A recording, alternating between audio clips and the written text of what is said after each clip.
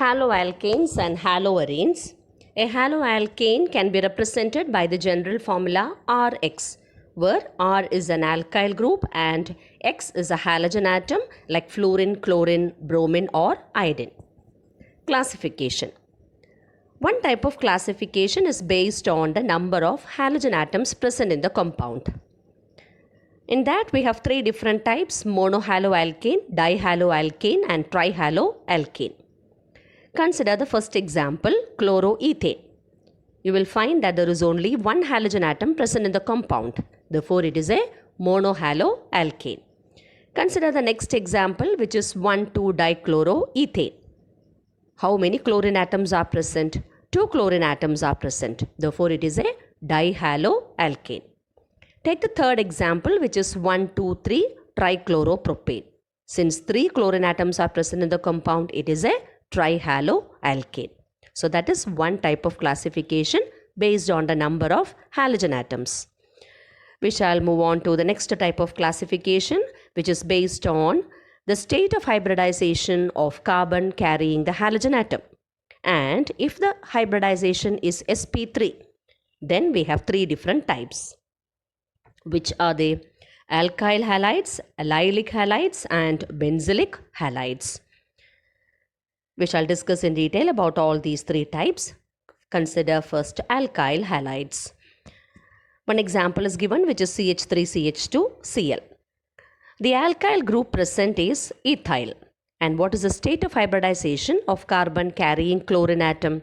It is sp3 hybridized. Why it is taken as sp3? It is because that carbon is bonded to 4 other atoms or groups using single covalent bonds. Therefore, the state of hybridization will be sp3. So, ethyl group is the alkyl group present and the state of hybridization of carbon carrying chlorine atom is sp3. Therefore, it is an alkyl halide. Then consider the next compound, that is 2-chloropropane.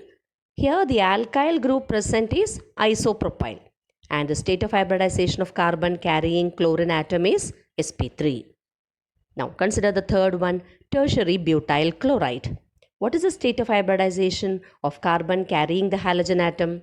It is sp3 hybridized and the alkyl group present is tertiary butyl group. Now under alkyl halides, again we can have primary, secondary and tertiary, depending upon whether the carbon carrying the halogen atom is primary, secondary or tertiary.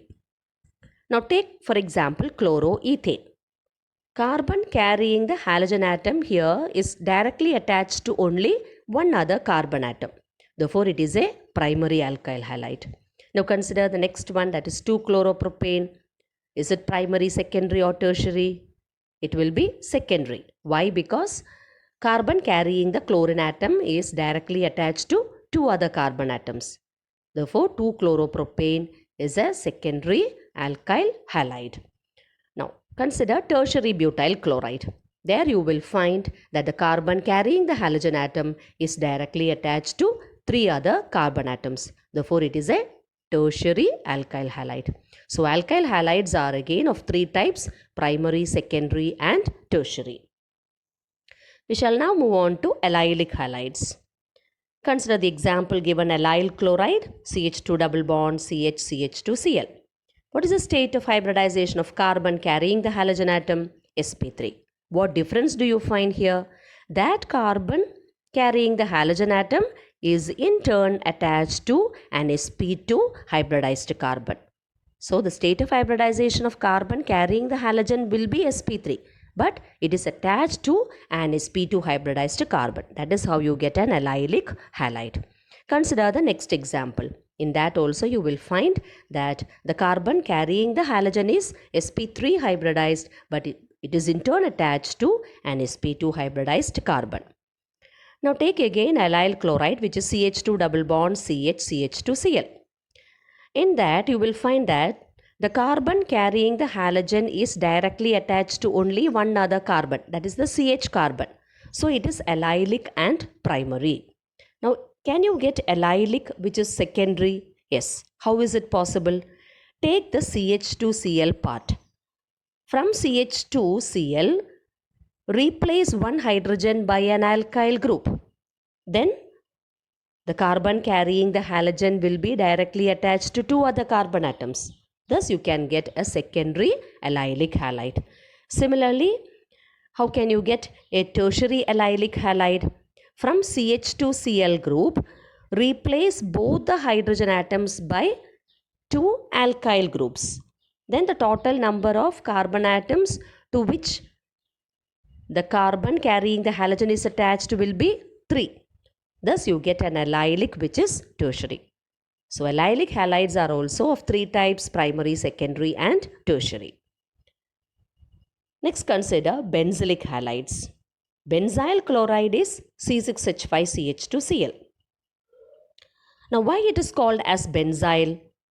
Because carbon carrying the halogen atom is sp3 hybridized and it is in turn attached to a carbon which is part of the benzene ring. Therefore, it is benzylic. Now, under benzylic, is it primary, secondary or tertiary? It will be primary. Why? Because carbon carrying the halogen atom is directly attached to only one other carbon atom. Now, consider the next benzylic halide.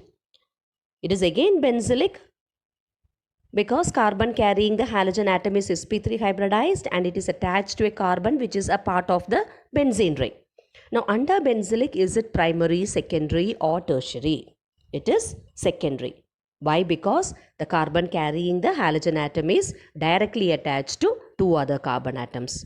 Now take the third one, benzylic halide. Is it primary, secondary or tertiary? It will be tertiary because the carbon carrying the halogen atom here in this case is found to be directly attached to 3 other carbon atoms, and the state of hybridization of carbon carrying the halogen atom is sp3. Therefore, it is benzylic and tertiary. So that's all about the classification.